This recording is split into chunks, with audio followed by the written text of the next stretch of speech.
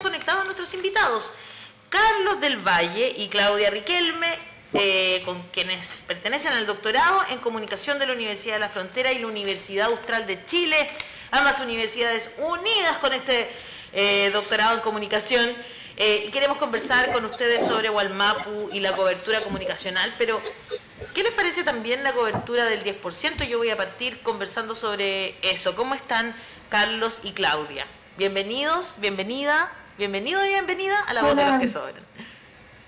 Hola, hola, buenos días. Hola. Buenos días.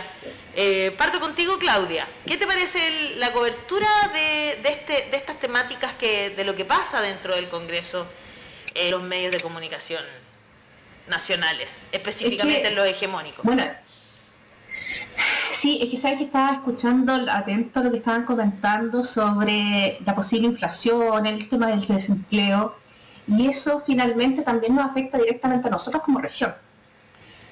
Porque si ustedes escuchan a Goich, o quien votó, ¿cierto?, el rechazo del retiro de un 10% de la AFP, no tiene conocimiento de lo que está ocurriendo acá. Siendo ella de región, hay una distancia enorme entre los discursos de Santiago y los discursos regionalistas, pensando que nosotros estamos en una región donde es la región más pobre del país, en donde si hay, por ejemplo, desempleo del 10%, que era el último dato del INE que salía ayer, nosotros estamos en el 12%, donde el sueldo promedio de la región son 450.000 pesos, o sea, 150.000 pesos más del sueldo mínimo. Eso es lo que gana nuestra gente, donde tenemos niveles de ruralidad del 34%. Entonces hay discursos instalados, ¿cierto?, de hablar sobre la población, que era lo que estaba comentando, no sé si por Facebook o por Twitter alguien ahí, que no está hablando del pueblo porque no conocen lo que está ocurriendo realmente, ni siquiera con datos estadísticos del INE. Entonces es una hegemonía instalada de discursos del pueblo, pero sin el pueblo. Muy interesante cómo lo planteas, porque es muy verdad. O sea, en el fondo, al final aquí el tema, yo por eso digo, al final son los bajos sueldos. Porque la gente ve estos retiros del 10% como si estuvieran sacando un ahorro que no pueden hacer porque no les alcanza para vivir. Pero como nos forzan a tener un ahorro, nos forzan a tener un ahorro en estas cuentas de capitalización individual, y gente dice, bueno, si esa plata es mía y yo le he ahorrado con mi trabajo, ¿por qué no voy a poder acceder a ella para arreglar el baño de mi casa, por ejemplo? No sé, Carlos, ¿qué piensas tú también de esto que estamos conversando? Sí, bueno, estoy completamente de acuerdo con el impacto que tiene a nivel de regiones. También me parece que hay mucha hipocresía, digamos, mucha falta de transparencia en los discursos, ¿no? Yo creo que sería mucho más deseable, digamos, que la gente dijera exactamente lo que piensa frente al tema y no use categorías como pueblo, gente, etcétera, para encubrir, digamos, lo que realmente piensa respecto de este tipo de políticas económicas, ¿no? Como es el modelo de la AFP, etcétera. Yo creo que falta mucho de eso y la gente ya está como cansada, ¿no?, de escuchar este tipo de argumentos, que refuerzan además todo lo que ha venido pasando en Chile en los últimos años. Exacto. Ayer, bueno, se conversó sobre el tema del 10% en el Congreso, pero también estaba el tema del estado de excepción, ¿verdad? Y es un tema que nos tiene muy preocupadas aquí en los de los que sobran, porque no nos parece una solución la militarización de Wallmapu para el conflicto del Estado chileno, ¿verdad?, con el pueblo mapuche. Entonces, ayer se aprobó alargar el estado de excepción. No sé qué les parece, Claudia. Lamentable, porque se anclaron o utilizaron, ¿cierto?, un levantamiento de información de datos que planteó el gobernador. Nótese que el único gobernador de la derecha que ganó en todo el país, ¿ya? Y ganó con un 14% de participación. Así también está levantamiento de información online que hubo solamente del padrón electoral participó el 16%, y de ese 16%, el 80% dijo que continuaba el estado de excepción, pero ojo, porque la pregunta era si estaban de acuerdo con que el Congreso aprobara una extensión del estado de excepción. No es que se estaba viendo si la población quería el estado de excepción, era si se aprobaba o no. Entonces, ojo con la pregunta que se hizo, porque la información que salió a los medios era puros titulares donde decía el 80% de la población de la novena región dijo que quería seguir el estado de excepción, y no es eso, es simplemente era si el Congreso quería que lo aprobara, cosa que lo hizo de acuerdo a la información que se levantó. El problema está de fondo en que es una región donde la conectividad es muy mala, donde el acceso a conectividad, al ser altamente rural, la población no tiene información o no tiene acceso a una buena conectividad, a un buen internet. El internet satelital es de un costo tan alto que es imposible instalarlo en las zonas rurales. Entonces hay un proceso también de discriminación y segregación en una simple elección voluntaria que también se manifestó directamente en resultados que uno dice, bueno, ¿qué pasó acá? Solamente también se fue reproduciendo el fenómeno, ¿cierto?, capitalista, de que el que tiene acceso tiene voto. Entonces, esa es prácticamente algo ilegítimo, que lo utilizaron en el Congreso y que gente que era de la oposición lo consideró como algo válido y aprobó un estado de excepción que nos genera controles nocturnos, controles militares, controles de carabineros, despliegue militar en las comunas. Y pasó recién la semana pasada ya la muerte de un comunero, de una persona joven. O sea, estamos hablando de la muerte de una persona que tenía 20 años, estaba en su casa. Entonces, es de una gravedad tan profunda que no genera espacios de diálogo ni de conversación. No sé, profesor. Bueno, es interesante porque lo que dice Claudia, a pesar de lo que dice Claudia, los medios de comunicación, a pesar de ese 16% que votó, ¿no es cierto?, que es realmente un chiste, los medios de comunicación dijeron que había sido exitoso. Sí, eso es verdad. Claro, es un exitismo de un resultado estadísticamente vergonzoso, pero nadie lo dice en los medios hegemónicos, profesor. Pasa lo mismo con las encuestas, donde en el fondo se da cuenta del número y se exagera, pero no se habla nada del método, de la representatividad, sino que simplemente lo que te permite un clic o lo que te instala una idea para que sea común, ¿no, profe?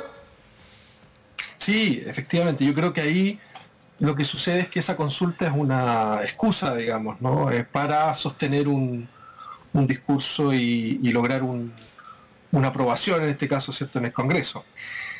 Pero a mí no me sorprende, digamos, esa estrategia. Lo que yo creo que es importante recordar es que la militarización como alternativa para intervenir el territorio, el Gualmapu, digamos, ¿no?, es antigua, no es reciente. Es un territorio que ha estado militarizado, diría, con mucha frecuencia, no de la manera como ahora se está haciendo declarada, ¿cierto?, explícita y aprobada, digamos, formalmente, pero ha estado militarizado, ha intervenido ese territorio de distintas maneras.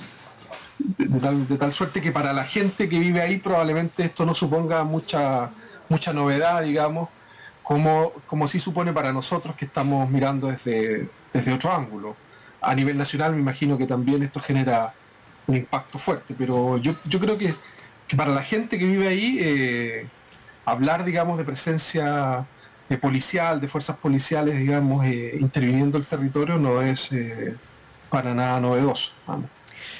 Es que cuesta creer que... Sí, estoy súper de acuerdo, Carlos, que al final esto es que cuesta creer que con la muerte de un comunero no es suficiente para que en el Congreso se den cuenta que la estrategia no funciona. O sea, ya pasó lo que todos los críticos dijeron que iba a pasar, que ya se murió una persona porque las fuerzas militares no son las encargadas de orden público, están para un enemigo. Precisamente están tan, en este momento, paradigmático, tan interesante el título de tu libro, ¿no? La construcción mediática del enemigo.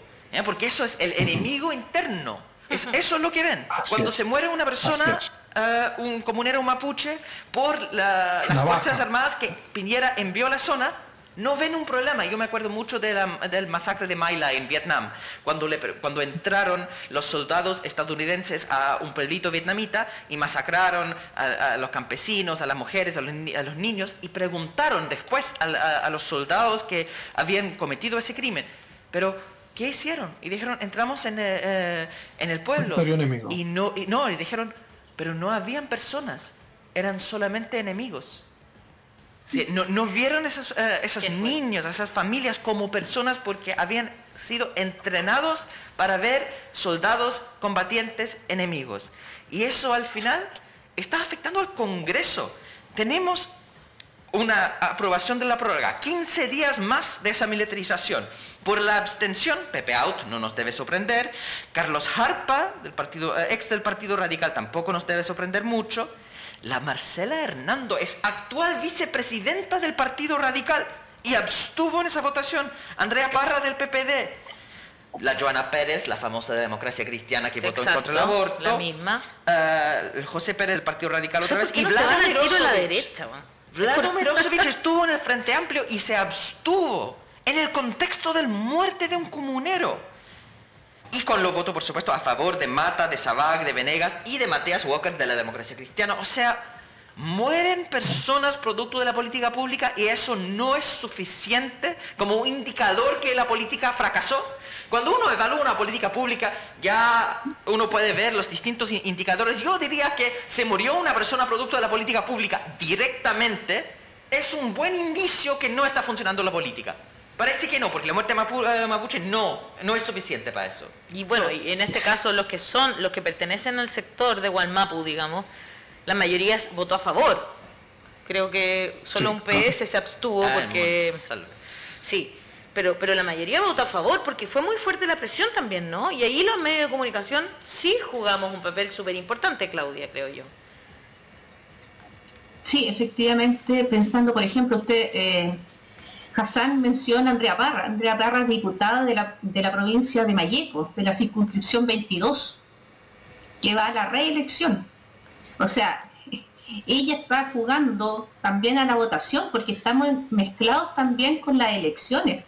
Acá no es un fenómeno unidimensional, es multifactorial, que se va mezclando entre una política estatal histórica de militarización en el territorio desde 1860, cuando ingresa a través del río Imperial con las primeras incursiones militarizantes, y luego desde el norte de la provincia de Malleco, ingresando militarmente y colocando fuertes cada 30 kilómetros, por eso es que la 9ª región tiene comunas cada 30 kilómetros cerradas, porque fue una política militarizante la toma del territorio del Gualmapu.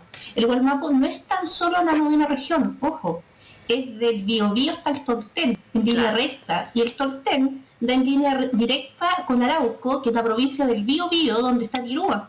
El territorio no es de provincia ni territorio, es una zona territorial que dividía el país y que todavía nos divide porque apenas tenemos 150 años de ingreso de chilenos al territorio. Y eso también tiene que ver con políticas estatales históricas de división del territorio, que tiene que ver con las elecciones políticas que también estamos a la par.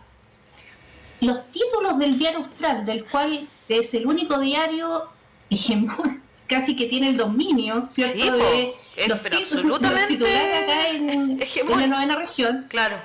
Exactamente, completamente hegemónico de la línea del diario del Mercurio, perdón, es de un consorcio, ¿no? Claro, o sea, hay un solo título oficial en la 9ª región. Entonces, hace de que todo lo que se lea, se hable, se discuta, está reproduciéndose sobre sí mismo, es una endogamia discursiva. Y esos son los discursos que en el doctorado nosotros estamos en una postura, ¿cierto?, de crítica, de análisis, de reflexión, para ir rompiendo esta hegemonía discursiva, analítica, porque también tiene que ver con el análisis, o sea, todo lo que estamos reflexionando también van en la misma línea de reproducir lo que se está discutiendo en la mesa. Claro. En el día a día, en el Twitter, en Facebook, en Instagram, en estos medios alternativos, etcétera. O sea, las resistencias que pueden existir discursivas también se van generando en nuestros espacios. Y efectivamente es un fenómeno que va entrelazando distintos elementos que se van conformando, se van discutiendo, pero tampoco nos van respondiendo, porque la ley indígena habla de tierras pero no territorio. Desde ahí viene todo mal, y cuando se plantea, ¿cierto?, que no hay un reconocimiento constitucional de los pueblos indígenas en Chile, que es el 10% de la población declarada en el censo del año 2017, hace que se invisibiliza automáticamente 10% de la población. Entonces, es así de grave el fenómeno. Absolutamente de acuerdo contigo y de hecho en las redes sociales se nota muchísimo. Estoy bloqueada por Instagram estos días y supongo que tiene que ver mucho con lo que yo, de verdad, con lo que me bloquearon el no puedo hacer vivo. Ya, es como un castigo. Es como un castigo por denuncia y tiene que ver mucho con lo que yo opino del Gualmapu, porque ahí es cuando aparece la gente en masa, la ultraderecha a fustigarme. Jocelyn Argomedo dice, para la revuelta todos nosotros pudimos experimentar lo que viven en Gualmapu todos los días. Pacos y milicos tirando a matar todos los días, así de simple. Buen día, acá en Curanilahue hay 2 hermanos mapuche que están heridos, a uno le dispararon 5 veces, donde no hubo enfrentamiento, estaba en carretera de camino a su casa, en vehículo iban adolescentes. Insistimos, la televisión miente, los militares son los terroristas. Teo Calfucura dice, ayer la constituyente Rosa Catrileo fue muy certera.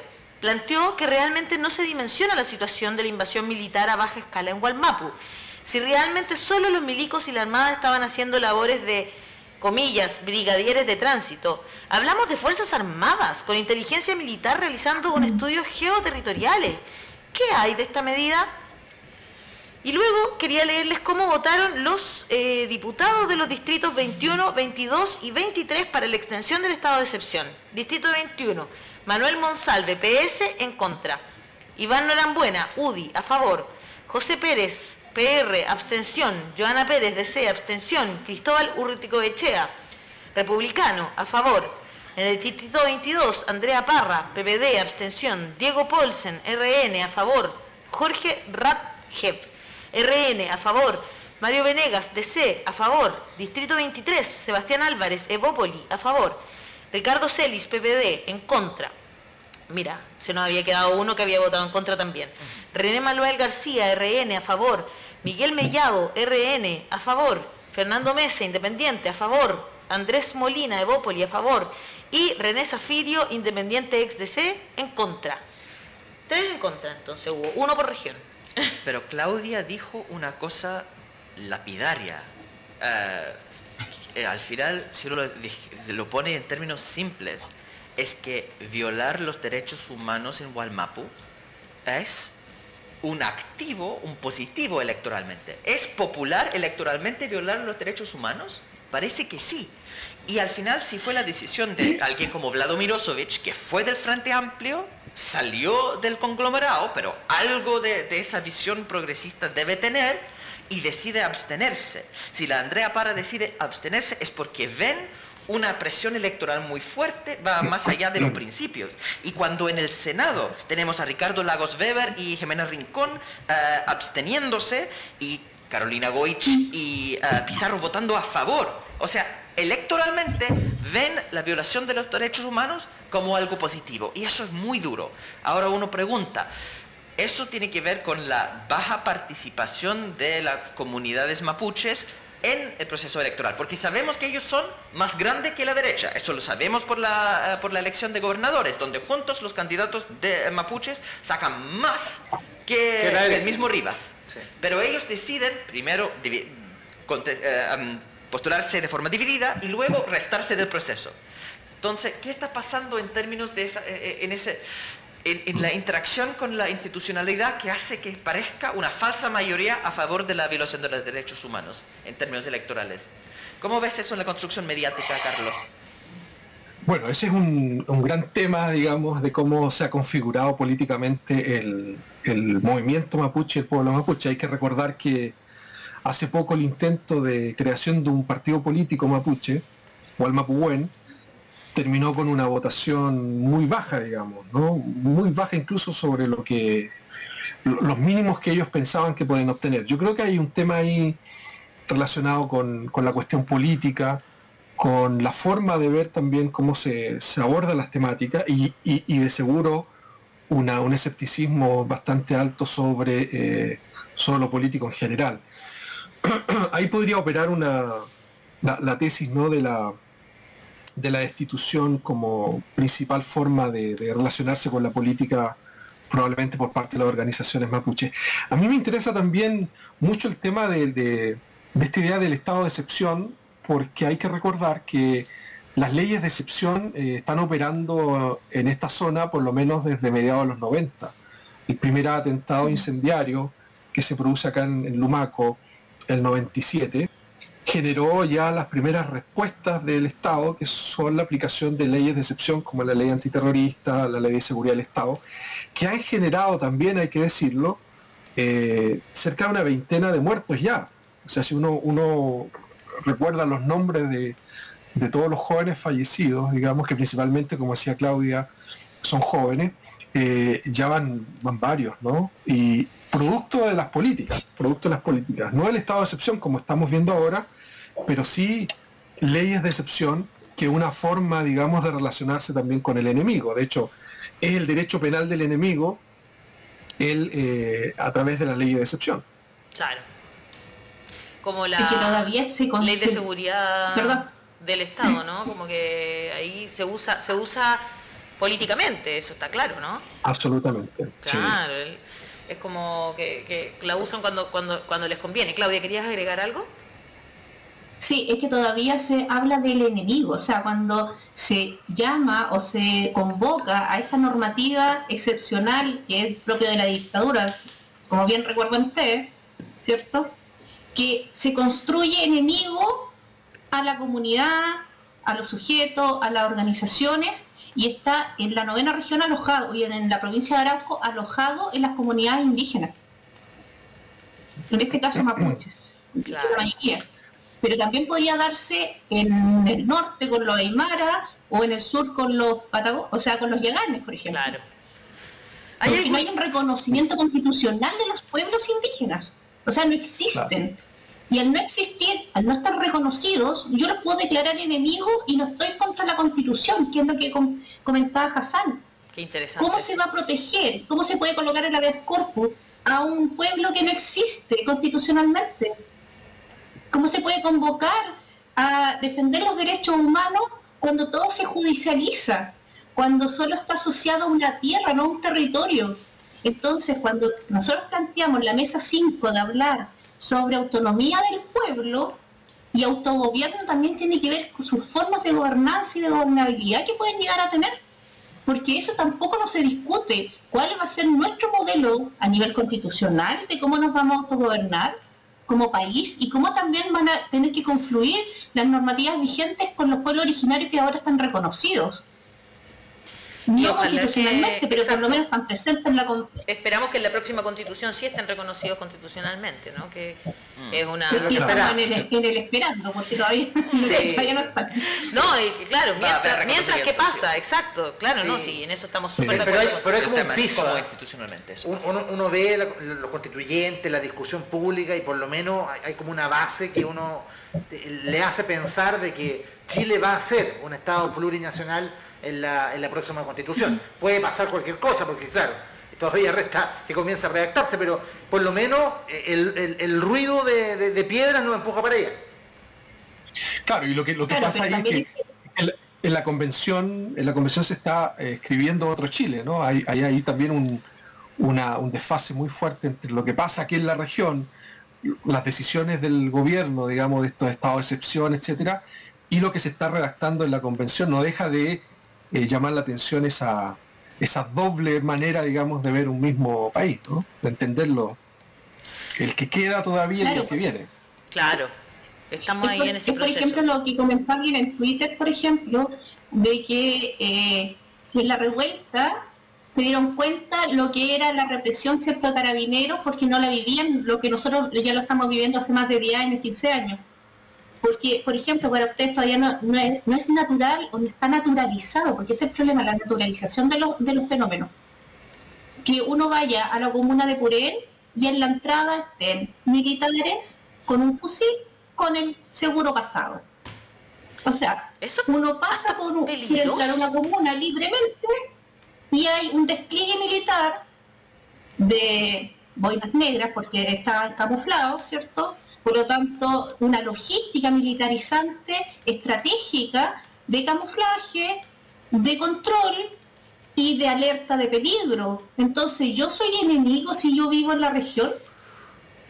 Independiente de si me declaro o no me declaro de alguna comunidad. Porque no es solamente circunscrito a los pueblos originarios de la región, sino que es toda la región. Estas normativas nos aplican a todos. Nosotros somos los que estamos restringidos, nosotros somos los que vamos a estar permanentemente con control, nosotros tenemos que andar con el carnet para mostrárselo al carabinero y demostrar quién es uno. Claro. Entonces, no es menor el que en todo el resto del país estén con las libertades propias de la pandemia que nos permite el Ministerio de Salud actualmente, y nosotros seguimos restringidos y funcionando bajo una mirada militarizante porque el Congreso lo aprobó en Valparaíso, y donde los propios parlamentarios de nuestra propia región o se abstuvieron o votaron a favor. Y tuvieron la excepción 3 personas que dijeron que no. A veces yo me pregunto si... porque son los mismos que hablan de libertad después cuando hacen campaña, po. ¿No es cierto?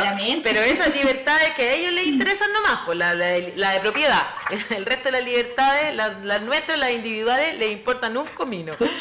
Oye, Carlos del Valle... Por eso soy súper insistente, efectivamente, por eso soy súper insistente en decir que es el derecho a la tierra lo que está reconocido. Toda la razón, pero no hay de territorio. Entonces la tierra significa que yo soy dueño de la tierra y yo me protejo mi territorio, mi terreno. Solo el terreno, no el territorio. ¿Y cómo sería el derecho al territorio entonces? Es que... dale, Claudia, responde cortito, porfis. Que nos quedan un poquito minutos. Simplemente es esa, la pregunta de Hassan es lo que estamos discutiendo en esta mesa número 5, porque tiene que ver cómo vamos a empezar a trabajar, ¿cierto? Y llegar a los acuerdos finales y cómo se van a poder trabajar e implementar dentro de este territorio. Que tiene que ver con esto, con la autonomía del pueblo mapuche. Perdona, Carlos, sí, ¿lo puedes explicar? Sí, Gualmapu sería el territorio, digamos. Ahí está el concepto de territorio, un concepto que incluye, digamos, una visión mucho más amplia, digamos, de lo que hoy día tiene la legislación respecto de la propiedad, ¿no? De la propiedad privada, etc. Es una visión completamente distinta que es la que se está planteando hoy día en la idea de autogobierno, etcétera. Que tampoco hay coincidencia en todos los actores mapuches, eso también hay que decirlo. Hoy día yo creo que hay una tensión muy fuerte entre 2 grandes proyectos, el proyecto comunitarista y un proyecto nacionalista. Yo creo que eso también es, pero es parte de lo que muchos pensamos debiera decidirse, digamos, y construirse en forma colectiva. Me gusta mucho a mí lo que Víctor Neguil en algún momento dice, en entrevistas con las que hemos participado con él, dice que Gualmapu es algo que debe ser construido, digamos, de forma colectiva, para quienes habitan el territorio, ¿no? Sin exclusión, o sea, no solo para las personas de ascendencia mapuche. Yo creo que eso también es un tema interesante. Lo de nacionalismo. Ojalá que lo podamos seguir conversando porque este es un ciclo. Es un ciclo de conversación. Exacto, un ciclo de conversación. Y por eso hoy estamos transmitiendo también autonomía del pueblo mapuche o autogobierno de Gualmapu, perspectivas históricas y políticas, para que quienes están hoy y les interesa este tema puedan conectarse en un ratito más. Ya está siendo, digamos, partió a las 11, moderado por Jaime Coloma, y están justamente Víctor Neguil Gómez y Fernando Pairicán, doctor en ciencia política, Víctor, ¿verdad? Activista por la revitalización del Mapuzungún en Gualmapu, y Fernando Pairicán, que es historiador, académico, antropólogo de la UC, investigador de Biodemos y CIR.